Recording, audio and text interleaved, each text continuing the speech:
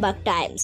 আপনি কি কানে কম শুনছেন? কলকাতার জনপ্রিয় কানের মেশিনের সংস্থা শ্রবণী এখন আরামবাগে। এখানে কানের মেশিন বিক্রয়ের পাশাপাশি কানে শোনার সমস্ত রকম পরীক্ষা করা হয়। এখনই যোগাযোগ করুন শ্রবণ সেন্টারে। ঠিকানা আরামবাগ লিংক রোড, হসপিটাল মোড়, আইসিআইসিআই ব্যাংকের পাশে। Phone number 9531501001। मेरे राजनीतिक जीवन की शुरुआत हुई थी और आज आज़ादी के 75वें वर्ष में मुझे ये नया दायित्व मिला है। इस ऐतिहासिक समय में जो भारत अगले 25 वर्षों के विजन को हासिल करने के लिए पूरी ऊर्जा से जुटा हुआ है, मुझे ये जिम्मेदारी मिलना मेरा बहुत बड़ा सौभाग्य है। मैं देश की ऐसी पहली राष्ट्रपति भी हूँ जिसका जन्म आज़ाद भारत में हुआ है।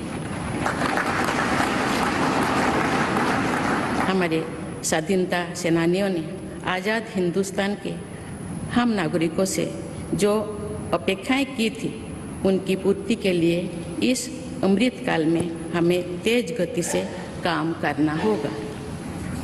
इन 25 वर्षों में अमृतकाल की सिद्धि का रास्ता 2 पटरी पर आगे बढ़ेगा, सबका प्रयास और सबका कर्तव्य। भारत के उज्जवल भविष्य की नई विकास यात्रा हमें सबके प्रयास से करनी है, कर्तव्य पथ पर चलते हुए करनी ही है। कल यानी 26 जुलाई को कारगिल विजय दिवस भी है। ये दिन भारत की सेनाओं के शौर्य और संयम दोनों का ही प्रतीक है। मैं आज देश की सेनाओं को तथा देश के समस्त नागरिकों को कारगिल विजय दिवस की अग्रिम शुभकामनाएं देती हूँ। देवियों और स्वजनों, मैंने अपनी जीवन यात्रा पूर्वी भारत में ओडिशा के एक छोटे से आदिवासी गांव से शुरू की थी। मैं जिस पृष्ठभूमि से आती हूँ, वहाँ मेरे लिए प्रारंभिक शिक्षा प्राप्त करना भी एक स्वप्न जैसा ही था, लेकिन अनेक बाधाओं के बावजूद मेरा संकल्प दृढ़ रहा और मैं कॉलेज जाने वाली अपने गांव की पहली बेटी थी।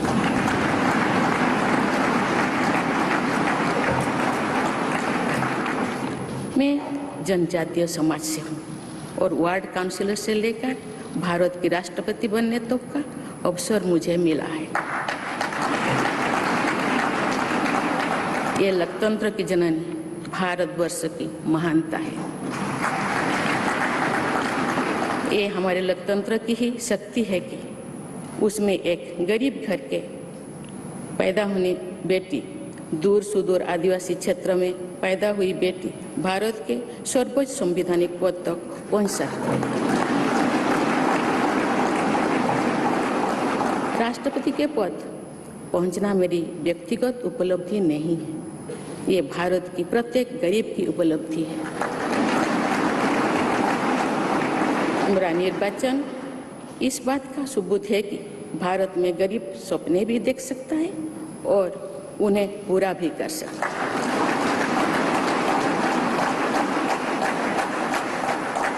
और ये मेरे लिए बहुत संतोष की बात है कि जो सदियों से वंचित रहे, जो जीवन विकास के लाभ से दूर रहे, वे गरीब, दलित, पिछड़े तथा आदिवासी मुझे ये अपना प्रतिबिंब देख सकती है। मेरे इस निर्वाचन में देश के गरीब व का आशीर्वाद शामिल है। देश की करोड़ों महिलाओं और बेटियों के सपनों और सामर्थ्य की झलक है। मेरे इस निर्वाचन में पुराने लीग से हटकर नए रास्ते पर चलने वाले भारत के आज के युवाओं का साहस भी शामिल है। ऐसे प्रगतिशील भारत का नेतृत्व करते हुए आज मैं खुद को गौरवान्वित महसूस कर रही हूँ। मैं आज समस्त देशवासियों को विशेषकर भारत के युवाओं को तथा भारत की महिलाओं को ये विश्वास दिलाती हूँ कि इस पद पर कार्य करते हुए मेरे लिए उनके हित सर्वोपरि होंगे। देवियों और स्वजनों, मेरे सामने भारत के राष्ट्रपति पद की ऐसी महान विरासत है जिसने विश्व में भारतीय लोकतंत्र की प्रतिष्ठा का निरंतर मजबूत किया है। देश के प्रथम राष्ट्रपति डॉक्टर राजेंद्र प्रसाद से लेकर श्री रामनाथ कोविंद जी तक अनेक विभूतियों ने इस पद को सुशोभित किया है।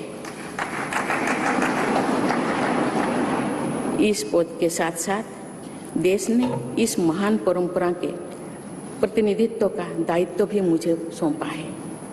संविधान के आलोक में मैं पूरी निष्ठा से अपने कर्तव्यों का निर्वहन करूंगी।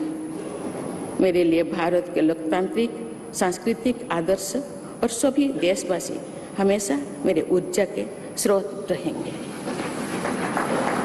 देवियों और स्वजनों, हमारे संवैधानिक संग्राम में, स्वाधीनता संग्राम में एक राष्ट्र के तौर पर भारत की नई यात्रा की रूपरेखा तैयार की है। हमारा स्वाधीनता संग्राम उन संघर्षों और बलिदानों की अविरल धारा है जिसने आज़ाद भारत के लिए कितनी ही आदर्शों और संभावनाओं की सिंचा था। पूज्य बापू ने हमें स्वराज, स्वदेशी, स्वच्छता और सत्याग्रह द्वारा भारत के सांस्कृतिक आदर्शों की स्थापना का मार्ग दिखाया था। नेताजी सुभाष चंद्र बोस, नेहरू जी, सरदार पटेल, बाबा साहेब अम्बेडकर, भगत सिंह, सुखदेव, राजगुरु, चंद्रशेखर आजाद जैसे अनगिनत स्वाधीनता सेनानियों ने हमें राष्ट्र के स्वाभिमान को सर्वोपरि रखने की शिक्षा दी थी। रानी लक्ष्मीबाई, रानी वेलु नाचियार, रानी गाईदिन्लु और रानी चेन्निमा जैसी अनेकों वीरांगनाओं ने राष्ट्र इच्छा और राष्ट्र निर्माण में नारी शक्ति की भूमिका को नई ऊर्जा दी है। संथाल क्रांति, पाइक क्रांति से लेकर कोल क्रांति और भील क्रांति ने स्वतंत्रता संग्राम में आदिवासी योगदान को और सशक्त किया। सामाजिक उत्थान एवं देश प्रेम के लिए धरती आबा भगवान बिरसा मुंडा जी के बलिदान से हमें प्रेरणा मिली थी। मुझे खुशी है कि आज़ादी की लड़ाई में जनजातीय समुदाय के योगदान को समर्पित अनेक म्यूजियम देश भर में बनवाया जा रहा है। देवियों और स्वजनों, एक संसदीय लोकतंत्र के रूप में 75 वर्ष में भारत ने प्रगति के संकल्प को सहभागिता एवं सर्वसम्मति से आगे बढ़ाया है। विविधताओं से भरे अपने देश में हम अनेक भाषा, धर्म, संप्रदाय, खान पान, रहन सहन, रीति रिवाजों का अपनाते हुए एक भारत श्रेष्ठ भारत के निर्माण में सक्रिय है। आज़ादी के 75वें वर्ष के अवसर पर आया है अमृतकाल। भारत के लिए नए संकल्पों का कालखंड है। आज मैं इस नए युग के स्वागत में अपने देश को नई सोच के साथ तत्पर और तैयार देख रही हूँ। भारत और हर क्षेत्र में विकास का नया अध्याय जोड़ रहा है। कोरोना महामारी के वैश्विक संकट का सामना करने में भारत ने जिस तरह का सामर्थ्य दिखाया है, उसने पूरे विश्व में भारत की साख बढ़ाया है।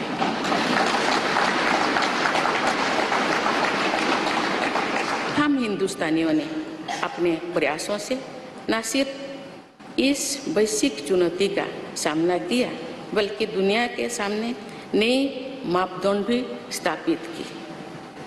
कुछ दिन पहले भारत ने कोरोना वैक्सीन की 200 करोड़ डोज लगाने का कीर्तिमान बनाया। इस पूरी लड़ाई में भारत के लोगों ने जिस संयम, साहस और सहयोग का परिचय दिया, वो एक समाज के रूप में हमारी बढ़ती हुई शक्ति और संवेदनशीलता का प्रतीक है। भारत ने इन मुश्किल हालात में न केवल खुद को संभाला बल्कि दुनिया की मदद भी की। कोरोना महामारी से बने माहौल में आज दुनिया भारत को नए विश्वास से देख रही है। दुनिया की आर्थिक स्थिरता के लिए, सप्लाई चेन की सुगमता के लिए और वैश्विक शांति के लिए दुनिया को भारत से बहुत उम्मीदें हैं। आगामी महीनों में भारत अपनी अध्यक्षता में G20 ग्रुप की मेजबानी भी करने जा रही है।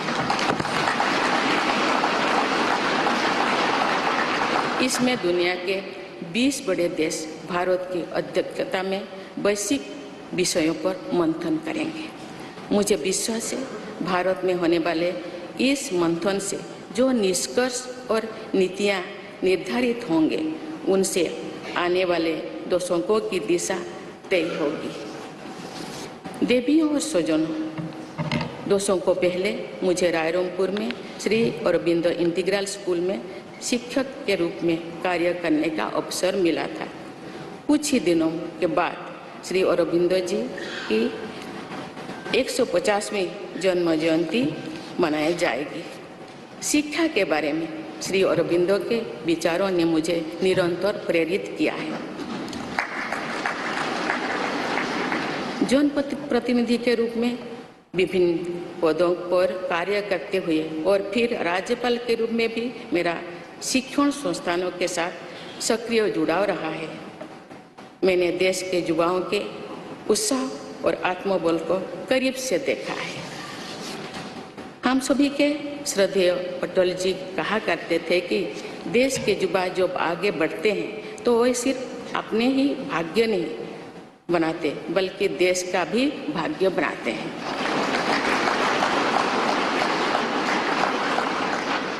आज हम इसे सोच होते देख रहे हैं। वोकल फॉर लोकल से लेकर डिजिटल इंडिया तक हर क्षेत्र में आगे बढ़ रहा आज का भारत विश्व के साथ कदम से कदम मिलाकर औद्योगिक क्रांति 4.0 के लिए पूरी तरह भारत तैयार है। रिकॉर्ड संख्या में बन रहे स्टार्टअप्स में नए नए इनोवेशंस में दूर सुदूर क्षेत्रों में डिजिटल टेक्नोलॉजी की स्वीकार्यता में भारत के युवाओं की बड़ी भूमिका है। बीती वर्षों में भारत ने जिस तरह महिला सशक्तिकरण के लिए निर्णय लिए हैं, नीतियां बनाई गई है, इससे भी देश में एक नई शक्ति का संचार हुआ है। मैं चाहती हूँ कि हमारी सभी बहनें व बेटियां अधिक से अधिक सशक्त हो तथा वे देश के हर क्षेत्र में अपना योगदान बढ़ाती रहें।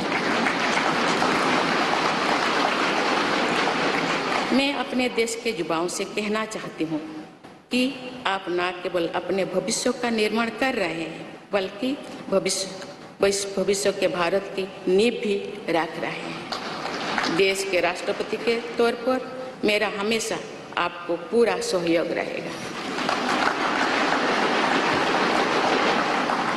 देवियों और स्वजनों, विकास और प्रगतिशीलता का अर्थ निरंतर आगे बढ़ना होता है, लेकिन साथ ही अपने अतीत का ज्ञान भी उतना ही आवश्यक है।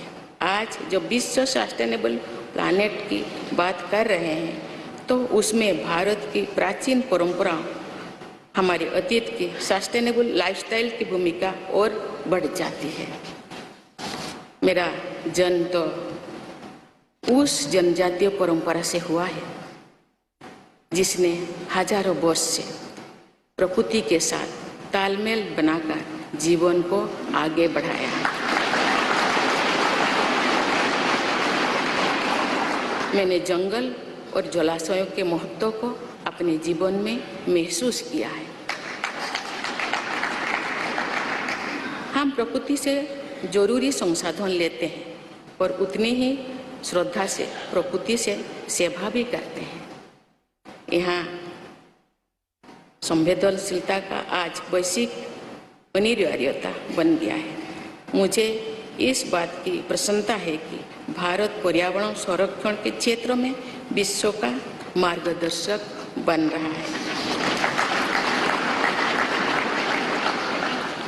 देवियों और स्वजन, मैंने अपने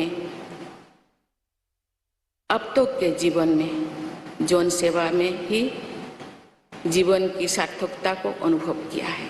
श्री जगन्नाथ क्षेत्र के एक प्रख्यात कवि भीम भोई जी की कविता की एक पंक्ति है, मो जीवन पछे नरके पड़ी थाउ जगत उद्धार।